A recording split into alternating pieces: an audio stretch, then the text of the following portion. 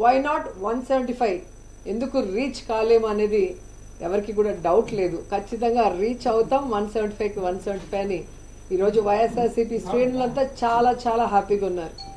ఎప్పుడైనా ఒక పార్టీ జాబితా రిలీజ్ అయినప్పుడు ఆ పార్టీలో ఉన్న కార్యకర్తలు నాయకులు సంబరాలు చేసుకుంటారు. అదేంటో కానీ టీడీపీ జనసేన జాబితా విడుదల చేసిన తర్వాత టీడీపీ జనసేన కార్యకర్తలు నాయకులు ఏడుస్తుంటే వైఎస్ఆర్సీపీ కార్యకర్తలు నాయకులు డబుల్ హ్యాపీగా సంబరాలు చేసుకుంటున్నారు. ఎందుకంటే ఈరోజు ఆ జాబితా చూశాక పవన్ కళ్యాణ్ అసలు ఎందుకు పార్టీ పెట్టాడు అని మాకే కాదు, ఈరోజు జనసేన కార్యకర్తలు నాయకులకు కూడా అర్థం కావట్లేదు.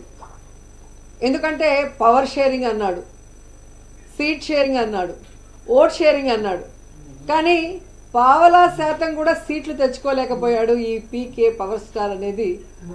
ఈరోజు ప్రజలు అంటున్నారు ఈయన పవర్ స్టార్ కాదు, పవర్ లేని స్టార్ అని. ఎందుకంటే ఈ మధ్యలోనే 2019లో అనుకుంటా ఒక మీటింగ్లో, పబ్లిక్ మీటింగ్లో అంటూ ఉండేవాడు పవన్ కళ్యాణ్, జనసేన అంటే కుక్క బిస్కెట్లు వేస్తే తోకూపుకుంటూ మన వెనక తిరుగుతారు, వీళ్ళకి 10-15 సీట్లు ఎక్కువ అని తెలుగుదేశం వాళ్ళు మన అవమానిస్తున్నారు, మన పార్టీ ప్రజల కోసం పుట్టిన పార్టీ, మనం ఎవరి బిస్కెట్లకి తల వంచం, మనమే వాళ్ళకి ఎన్ని కావాలో అన్ని ఇస్తామని చాలా పెద్ద పెద్ద మాటలు మాట్లాడారు. మరి ఈరోజు 24 సీట్లకి కుక్క బిస్కెట్లు వేస్తే తోకూపినట్టు ఎందుకు తోకూపుకుంటూ చంద్రబాబు నాయుడుతో ప్రెస్ మీట్ పెట్టారో పవన్ కళ్యాణ్ చెప్పాల్సిన అవసరం ఉంది. చాలా పెద్ద పెద్ద డైలాగులు కూడా చెప్పాడు. సముద్రం ఎవరి కాళ్ళు పట్టుకోదు, పర్వతం తల వంచదు అని. మరి ఏ ప్యాకేజీ కోసం 24 సీట్లకే చంద్రబాబు నాయుడు కాళ్ళు పట్టుకున్నావు? ఈరోజు చంద్రబాబు నాయుడు ఇచ్చిన ముష్టి 24 సీట్లకే ఎందుకు తల వంచావు పవన్ కళ్యాణ్ అని జనసేన కార్యకర్తలు నాయకులకి సమాధానం చెప్పాలి. నిజంగా ఎంత బాధాకరం అంటే, చెప్పుకోవడానికేమో గొప్పగా 40 years ఇండస్ట్రీ, నాకు విజన్ ఉంది, విస్తరాకుల కట్టుంది, నేను కేంద్రంలో చక్రం తిప్పానని చెప్పుకునే చంద్రబాబు నాయుడు ఒక సైడు, సినిమాల్లో పవర్ స్టార్ అని చెప్పుకుంటూ బయట పవర్ లేని స్టార్గా తిరుగుతూ మళ్ళీ బింకాలు పలికే పవన్ కళ్యాణ్ ఒకవైపు. వీళ్ళిద్దరికీ బాగా అర్థమైపోయింది, మనకి బలం లేదు, జగన్మోహన్ రెడ్డి గారిని మనం ఓడించే పరిస్థితి లేదు, కాబట్టి మనం ఎలాగైనా పొత్తు పెట్టుకొని జగనన్నని దించాలి అన్న ఆలోచనతోనే ఈ పొత్తుల కార్యక్రమానికి స్టార్ట్ చేశారు. కొద్దిసేపు బీజేపీ సంకనెక్కాలని చూస్తారు, బీజేపీ సంఖ ఎత్తించుకోపోతే కాంగ్రెస్ సంకనెక్కాలని చూస్తారు, ఆ కాంగ్రెస్ ఎక్కించుకోకపోతే పిల్ల పార్టీలతో పోవాలని చూస్తారు. అంటే వాళ్ళల్లో వాళ్ళకే ఒక గందరగోళం, ఎవరితో పొత్తు పెట్టుకోవాలి, ఎలా వెళ్ళాలి, ఎవరు మనని పొత్తు పెట్టుకోవడానికి అవకాశం ఇస్తారో అర్థం కాకుండా గందరగోళం పరిస్థితిలో ఈరోజు 118 స్థానాలు అనౌన్స్ చేశారనేది మనం అర్థం చేసుకోవాలి. కానీ ఆ 118 స్థానాల్లో 24 స్థానాలు జనసేనకి ఇచ్చారు, మిగతా స్థానాలు తెలుగుదేశం పార్టీకి ఇస్తే అందులో చంద్రబాబు నాయుడు స్థానం కుప్పమని ఆయన అనౌన్స్ చేసుకున్నాడు, బాలకృష్ణ స్థానం హిందూపురం అని అనౌన్స్ చేశారు, అలాగే లోకేష్ మంగళగిరి స్థానం అని అనౌన్స్ చేసుకున్నారు. కానీ పవన్ కళ్యాణ్ ఎక్కడ నించోలో ఏ స్థానమో కూడా ఇంకా చంద్రబాబు నాయుడు డిసైడ్ చేసేంత వరకు అనౌన్స్ చేసుకోలేని దౌర్భాగ్య పరిస్థితిలో ఉన్నారు. అంటే అర్థం ఏంటి? ఒక చోట ఓడిపోయిన వాడికి మొదటి ఇచ్చారు, 2 చోట్ల ఓడిపోయిన వాడికి తర్వాత ఇస్తాంలే సెకండ్ జాబితాలో అని ఒక కేర్లెస్నెస్ ఏమో పవన్ కళ్యాణ్ చంద్రబాబు నాయుడిని అడిగి తెలుసుకోవాలని కూడా ఈ సందర్భంగా తెలియజేసుకుంటున్నా. అండ్ ఈరోజు మీరు చూస్తే వీళ్ళిద్దరికీ చెప్పుకోవడానికి ప్రజలకు చేసింది ఏమీ లేదు. చంద్రబాబు నాయుడు 14 సంవత్సరాలు ముఖ్యమంత్రిగా ఉండి ఏ రోజు తాను ఇచ్చిన మేనిఫెస్టోని ప్రజల కోసం చేసింది లేదు. అలాగే పవన్ కళ్యాణ్ ఎందుకు పార్టీ పెట్టాడో తెలీదు, తాను అధికారంలోకి వస్తే ఏం చేస్తానో ఇంతవరకు చెప్పింది లేదు. ఎంతసేపు వైఎస్ఆర్ కాంగ్రెస్ పార్టీ నాయకుల్ని ఎర్ర పుస్తకాల్లో రాసుకున్నానని ఒకడు, అధికారంలో వస్తే జైల్లో పెడతామని ఒకడు, బట్టలూడి తీస్తా కొడతామని ఇంకొకడు చెప్పుకోవడమే తప్ప వీరి వల్ల ఈ రాష్ట్రానికి ఏమైనా ప్రయోజనం ఉందా అంటే శూన్యం అనేది రాష్ట్ర ప్రజలకు తెలుసు. కానీ తెలుగుదేశం పార్టీ వాళ్ళు చూస్తే ఈరోజు మేము రాష్ట్ర భవిష్యత్తు కోసమే ఈ పొత్తు పెట్టుకున్నాము అంటుంటే అందరూ కూడా నవ్వుకుంటున్నారు. ఎందుకంటే చంద్రబాబు నాయుడు ముఖ్యమంత్రిగా 3 సార్లు చేశాడు. ఈ 3 సార్లలో రాష్ట్ర భవిష్యత్తుని ఎప్పుడైనా కాపాడా అనేది ఈ రాష్ట్ర ప్రజలు ఒకసారి ఆలోచించాలి. ముఖ్యంగా రాష్ట్రం విడిపోయిన తర్వాత అనుభవం ఉంది అని చెప్పి మళ్ళీ చంద్రబాబు నాయుడుకి అధికారం ఇస్తే పోనీ రాష్ట్ర భవిష్యత్తుని ఏమైనా కాపాడా? రాష్ట్రాన్ని అప్పుల్లో ముంచేశాడు, రాష్ట్రాన్ని సర్వనాశనం చేశాడు, రాష్ట్ర ప్రజల డబ్బుని దోచుకొని స్కామ్ల ద్వారా దాచుకున్నాడే తప్ప ఈ రాష్ట్రానికి ఎప్పుడైనా మంచి చేశాడా అనేది రాష్ట్ర ప్రజలందరూ కూడా ఈరోజు గుర్తు తెచ్చుకుంటున్నారు. ఎందుకంటే ఈ రాష్ట్ర విభజన తర్వాత చంద్రబాబు నాయుడు ఈ రాష్ట్రానికి చేసింది ఏంటయ్యా అంటే ప్యాకేజీ కోసం ప్రత్యేక హోదాను తాకట్టు పెట్టేశాడు, కమిషన్ల కోసం కాంట్రాక్ట్ల కోసం పోలవరాన్ని తాకట్టు పెట్టేశాడు, రియల్ ఎస్టేట్ వ్యాపారం కోసం అమరావతిని తాకట్టు పెట్టేశాడు, ఓటుకి నోటు కేసులో దొంగలా దొరికిపోయి ఉమ్మడి రాజధానిని కేసీఆర్ గారికి తాకట్టు పెట్టి దొంగలా అర్ధరాత్రిలో పారిపోయి వచ్చాడు.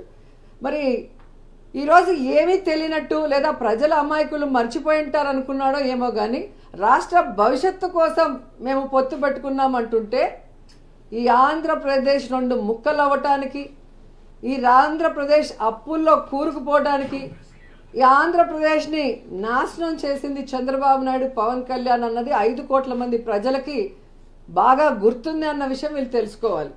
అండ్ ఈరోజు మీరు చూస్తే ముఖ్యంగా కాపు సోదరులందరూ కూడా మేల్కొన్నారని నాకు అనిపిస్తుంది.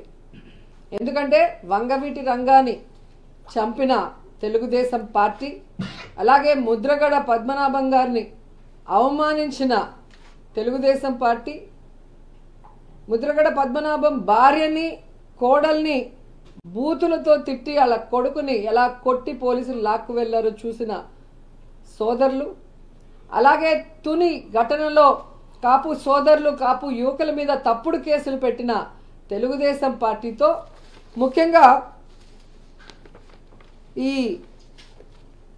పవన్ కళ్యాణ్ పొత్తు పెట్టుకోవటం అనేది, అది కూడా ముష్టి 24 సీట్ల కోసం కాపుల ఆత్మగౌరవాన్ని చంద్రబాబు నాయుడు గారి కాళ్ల దగ్గర తాకట్టు పెట్టడం అనేది జీర్ణించుకోలేకపోతున్నారు. అలాగే పవన్ కళ్యాణ్ మీటింగ్లో సీఎం సీఎం అని అరిచే ఆ పిచ్చి జన సైకోలకి ఈరోజు ఆ తల ఎక్కడ పెట్టుకోవాలో కూడా అర్థం కాని పరిస్థితి. ఎందుకంటే పవన్ కళ్యాణ్ అనేవాడు ఎప్పుడూ కూడా పొలిటికల్ లీడర్గా పనికిరాడు, అతనికి రాష్ట్రం మీద అవగాహన లేదు, ప్రజల మీద ప్రేమ లేదు, పార్టీ కార్యకర్తలు నాయకుల మీద గౌరవం లేదు అన్న విషయం నేను అనేక సందర్భాల్లో చెప్పాను. ఎందుకంటే ఒక కార్యకర్త ఒక నాయకుడు గౌరవంగా ఉండాలి అంటే అది వైఎస్ఆర్ కాంగ్రెస్ పార్టీలో జగనన్న నాయకత్వంలోనే కుదురుతుంది. సొంత జెండా సొంత అజెండాతో ప్రజలకి మంచి చేస్తూ నేను వైఎస్ఆర్ కాంగ్రెస్ పార్టీ నాయకుడిని, నేను వైఎస్ఆర్ కాంగ్రెస్ పార్టీ కార్యకర్తని అని గర్వంగా చెప్పుకునే విధంగా కాలర్ ఎగరేసి గ్రామాల్లో వార్డులో తిరిగే విధంగా ఈరోజు జగన్మోహన్ రెడ్డి గారు ఇచ్చిన మాటకి కట్టుబడి పరిపాలిస్తుంటే తెలుగుదేశం వాళ్ళు జనసేన వాళ్ళు గ్రామాల్లో వార్డుల్లోకి వెళ్ళటానికి కూడా భయపడే పరిస్థితి. ఎందుకంటే చంద్రబాబు నాయుడు ఏ రోజు కూడా చెప్పిన మాట మీద నిలబడలేదు, ఇచ్చిన మేనిఫెస్టోకి కట్టుబడి ప్రజలకి చేయలేదు. అలాగే పవన్ కళ్యాణ్ ఎప్పుడు ఏం మాట్లాడతాడో ఆయన పార్టీ పెట్టిన రోజు నుంచి మీరు చూస్తే అర్థమవుతుంది. పార్టీ పెడతాడు కానీ కంటెస్ట్ చేయడు, సింగిల్గా కంటెస్ట్ చేస్తే తాను కంటెస్ట్ చేసిన 2 చోట్ల ఓడిపోతాడు. ఇప్పుడు బీజేపీతో పొత్తులో ఉన్నాను ఎన్డీఏలో అంటాడు, ఇక్కడేమో బీజేపీతో సంబంధం లేకుండా తెలుగుదేశం పార్టీతో పొత్తు పెట్టుకోవడం చూస్తుంటే ఇతనికి ఏమైనా విలువలు ఉన్నాయా అని అర్థం చేసుకోవాలి రాష్ట్ర ప్రజలను కూడా ఈ సందర్భంగా తెలియజేసుకుంటున్నా. ఈ మధ్యగా చంద్రబాబు నాయుడు గారు కోర్టులో అన్నాడు, నాకు హెల్త్ బాగాలేదు, నాకు రెస్ట్ కావాలి అని. నిన్న కుప్పంలో భువనేశ్వరమ్మ చెప్పింది, మా ఆయనకి రెస్ట్ కావాలండి, ఆయన పని అయిపోయింది అని. సో 2024 ఎన్నికల తర్వాత చంద్రబాబు నాయుడుకి పవన్ కళ్యాణ్కి పాలిటిక్స్ నుంచి శాశ్వతంగా రెస్ట్ ఇవ్వడానికి ఆంధ్రప్రదేశ్ ప్రజలు సిద్ధంగా ఉన్నారు అన్న సంగతి తెలియజేసుకుంటున్నా.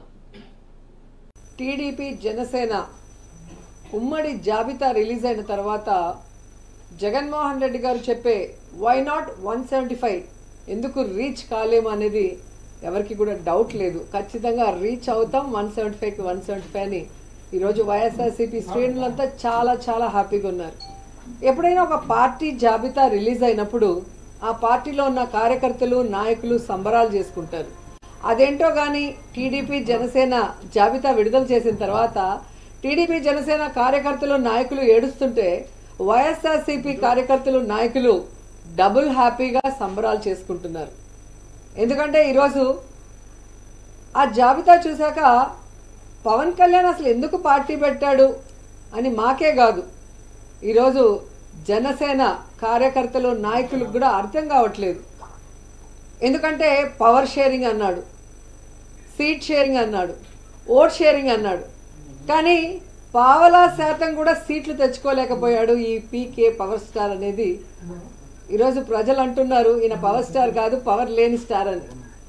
ఎందుకంటే ఈ మధ్యలోనే 2019లో అనుకుంటా ఒక మీటింగ్లో, పబ్లిక్ మీటింగ్లో అంటూ ఉండేవాడు పవన్ కళ్యాణ్, జనసేన అంటే కుక్క బిస్కెట్లు వేస్తే తోకూపుకుంటూ మన వెనక తిరుగుతారు, వీళ్ళకి 10-15 సీట్లు ఎక్కువ అని తెలుగుదేశం వాళ్ళు మన అవమానిస్తున్నారు, మన పార్టీ ప్రజల కోసం పుట్టిన పార్టీ, మనం ఎవరి బిస్కెట్లకి తల వంచం, మనమే వాళ్ళకి ఎన్ని కావాలో అన్ని ఇస్తామని చాలా పెద్ద పెద్ద మాటలు మాట్లాడారు. మరి ఈరోజు 24 సీట్లకి కుక్క బిస్కెట్లు వేస్తే తోకూపినట్టు ఎందుకు తోకూపుకుంటూ చంద్రబాబు నాయుడుతో ప్రెస్ మీట్ పెట్టారో పవన్ కళ్యాణ్ చెప్పాల్సిన అవసరం ఉంది. చాలా పెద్ద పెద్ద డైలాగులు కూడా చెప్పాడు. సముద్రం ఎవరి కాళ్ళు పట్టుకోదు, పర్వతం తల వంచదు అని.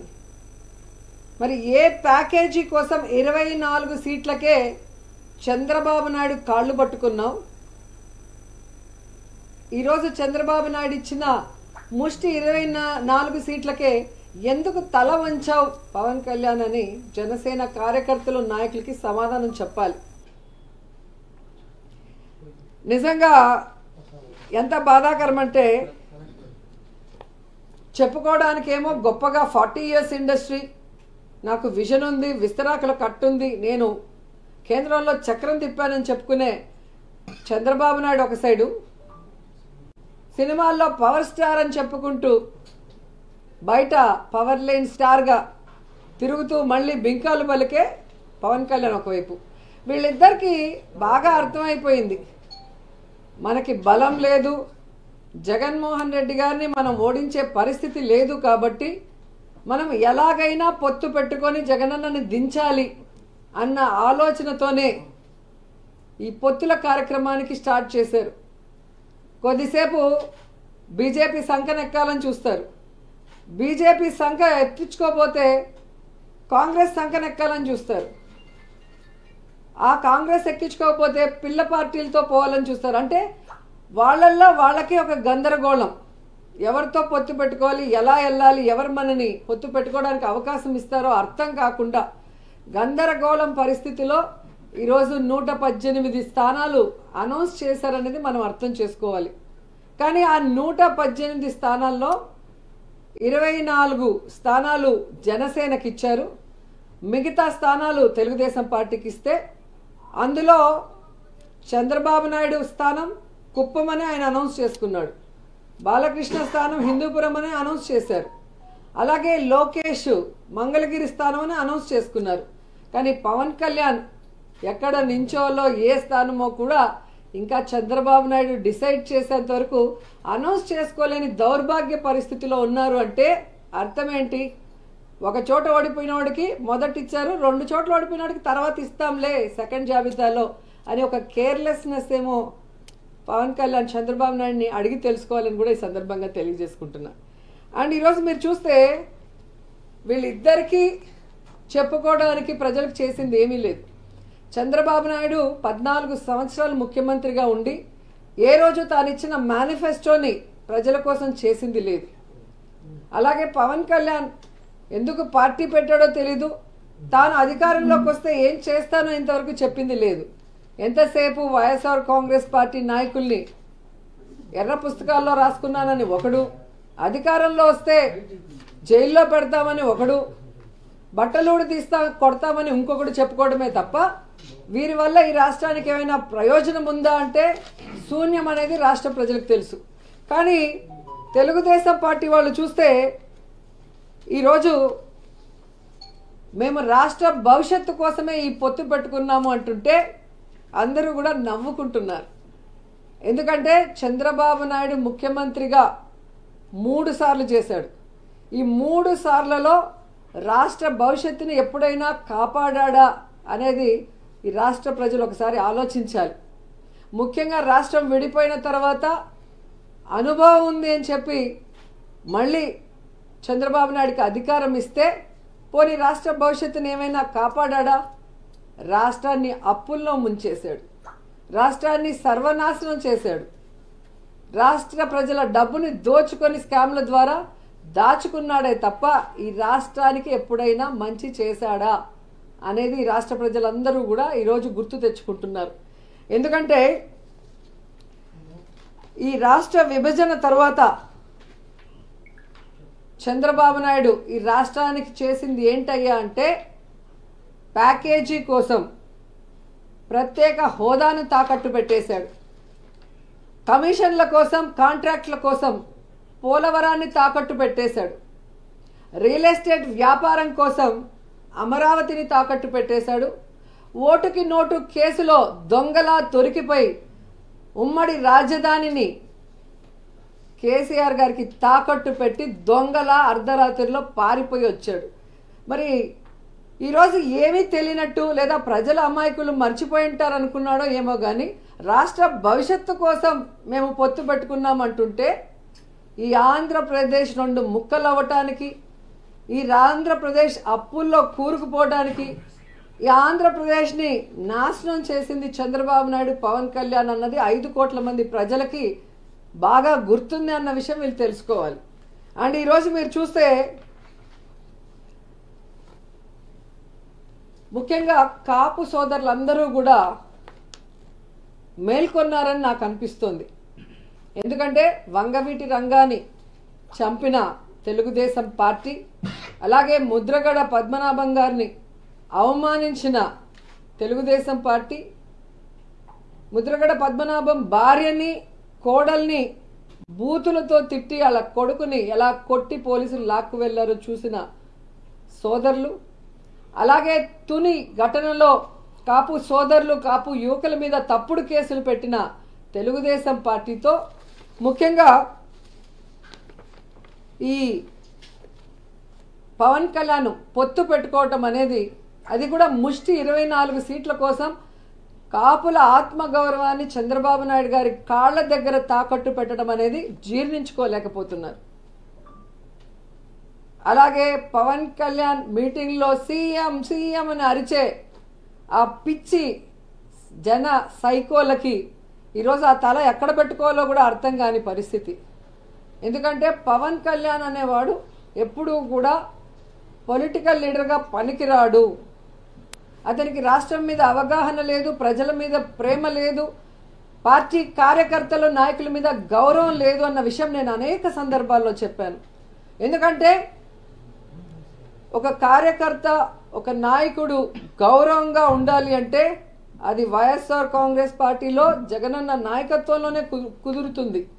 సొంత జెండా సొంత అజెండాతో ప్రజలకి మంచి చేస్తూ నేను వైఎస్ఆర్ కాంగ్రెస్ పార్టీ నాయకుడిని, నేను వైఎస్ఆర్ కాంగ్రెస్ పార్టీ కార్యకర్తని అని గర్వంగా చెప్పుకునే విధంగా కాలర్ ఎగరేసి గ్రామాల్లో వార్డులో తిరిగే విధంగా ఈరోజు జగన్మోహన్ రెడ్డి గారు ఇచ్చిన మాటకి కట్టుబడి పరిపాలిస్తుంటే తెలుగుదేశం వాళ్ళు జనసేన వాళ్ళు గ్రామాల్లో వార్డుల్లోకి వెళ్ళటానికి కూడా భయపడే పరిస్థితి. ఎందుకంటే చంద్రబాబు నాయుడు ఏ రోజు కూడా చెప్పిన మాట మీద నిలబడలేదు, ఇచ్చిన మేనిఫెస్టోకి కట్టుబడి ప్రజలకి చేయలేదు. అలాగే పవన్ కళ్యాణ్ ఎప్పుడు ఏం మాట్లాడతాడో ఆయన పార్టీ పెట్టిన రోజు నుంచి మీరు చూస్తే అర్థమవుతుంది. పార్టీ పెడతాడు కానీ కంటెస్ట్ చేయడు. సింగిల్గా కంటెస్ట్ చేస్తే తాను కంటెస్ట్ చేసిన 2 చోట్ల ఓడిపోతాడు. ఇప్పుడు బీజేపీతో పొత్తులో ఉన్నాను ఎన్డీఏలో అంటాడు. ఇక్కడేమో బీజేపీతో సంబంధం లేకుండా తెలుగుదేశం పార్టీతో పొత్తు పెట్టుకోవడం చూస్తుంటే ఇతనికి ఏమైనా విలువలు ఉన్నాయా అని అర్థం చేసుకోవాలి రాష్ట్ర ప్రజలను కూడా ఈ సందర్భంగా తెలియజేసుకుంటున్నా. ఈ మధ్యగా చంద్రబాబు నాయుడు గారు కోర్టులో అన్నాడు, నాకు హెల్త్ బాగాలేదు, నాకు రెస్ట్ కావాలి అని. నిన్న కుప్పంలో భువనేశ్వరమ్మ చెప్పింది, మా ఆయనకి రెస్ట్ కావాలండి, ఆయన పని అయిపోయింది అని. సో 2024 ఎన్నికల తర్వాత చంద్రబాబు నాయుడుకి పవన్ కళ్యాణ్కి పాలిటిక్స్ నుంచి శాశ్వతంగా రెస్ట్ ఇవ్వడానికి ఆంధ్రప్రదేశ్ ప్రజలు సిద్ధంగా ఉన్నారు అన్న సంగతి తెలియజేసుకుంటున్నా.